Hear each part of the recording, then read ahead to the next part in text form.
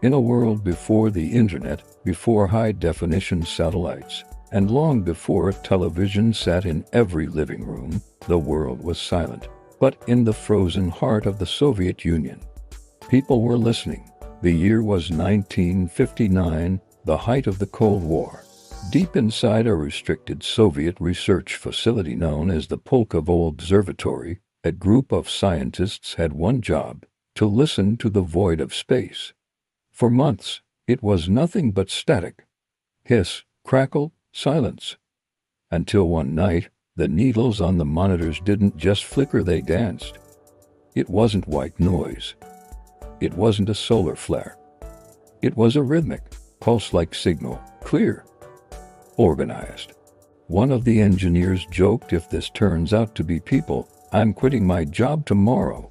But the laughter died quickly when they plotted the coordinates. The signal was coming from a fixed, undeniable point in the sky, Mars. A few days later, the signal returned, stronger and longer. This time, when the mathematicians translated the patterns into symbols, they didn't find a language, but they found concepts: motion, time, transition, return, and then one sequence of data translated into a phrase that turned the room ice cold. "We are here, and we were once there." The files were instantly seized. The reports were stamped with the highest level of Soviet secrecy, top secret.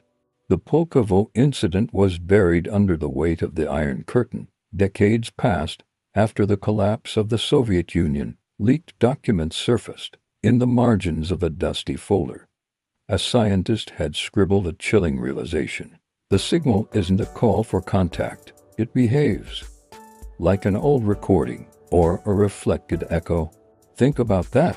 It means someone or something went there, left a mark, and came back before we even knew how to leave our own atmosphere. The official scientific explanation: radio interference.